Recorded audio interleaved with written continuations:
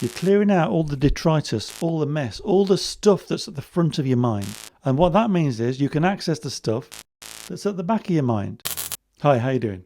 So after the last video, which was struggling with morning pages, I got a comment from Joe Schonbach. Looks like it might be Schonbach. Schonbach. But Joe's comment was this: any tips for getting over the hump?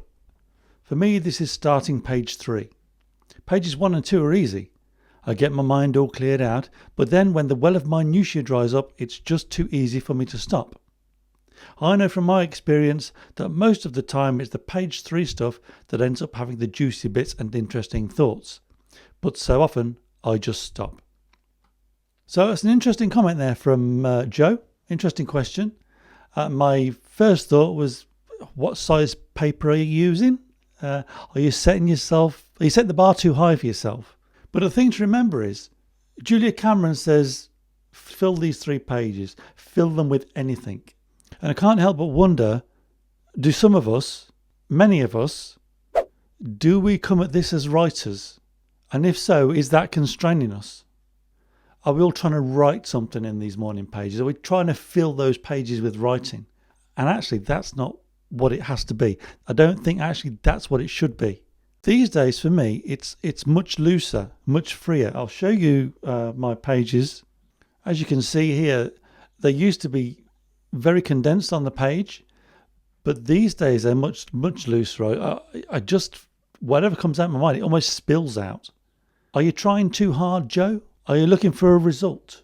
I think maybe I was for a long time, but that's not necessarily what you're going to get, and that's not necessarily what these pages are for. It's not about sharing. It's just about getting it out of our head. A phrase that kind of crops up a lot in life is like, take a step back. I think maybe a lot of us need to take a step back from this stuff and just allow ourselves to be free. Unlearn the rules you've learned, and maybe even taught yourself.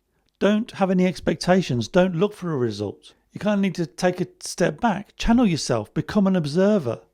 So Joe, you say you're getting your mind all cleared out, and that's a good thing. But let's think about that this way. You're getting your mind cleared out, and what that's doing is it's freeing up space. You're clearing out all the detritus, all the mess, all the stuff that's at the front of your mind. And what that means is you can access the stuff that's at the back of your mind. You can really open up. Now, I saw a video recently with the actor Ethan Hawke, and he said this: when you can access the subconscious mind, that's going to be more powerful and true than anything your intellectual mind has to say. That touches on what's really a fundamental aspect of morning pages and what's really at the heart of this. It's don't think. You don't think. You just write. And that's when all the stuff comes out that you're unaware of, but is there anyway. Don't think, just write. Allow what's in your mind to come onto the page, whatever form it might take. Okay, so the Hawkeye amongst you are going to notice that the office looks a little different today, and that's because I was in the middle of tidying things up and rearranging things when I recorded the first bit of this video. I felt I kind of responded to Joe's comment fairly well, but then I thought about it a bit more, and I wasn't sure whether I'd really answered the question of how to get over the hump of the 3rd page of morning pages.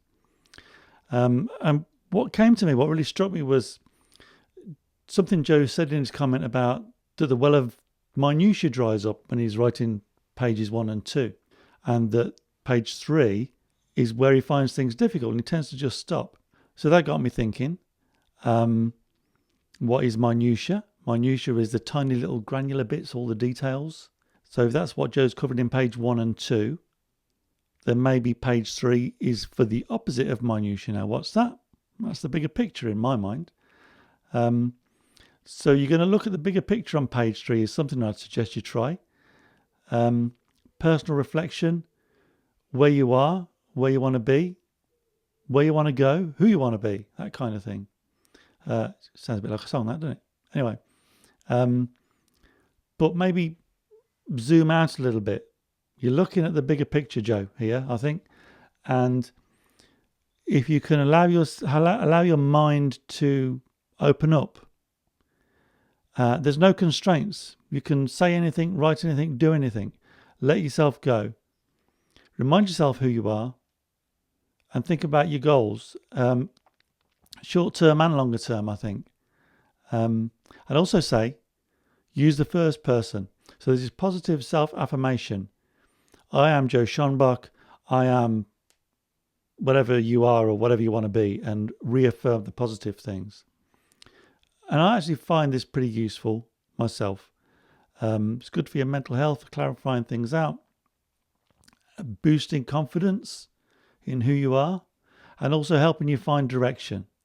Look in the description. I'm going to leave a link to the newsletter. Now, that's not regular, it's not frequent, it's just occasional. And also look out for channel memberships, which I'm going to be launching soon.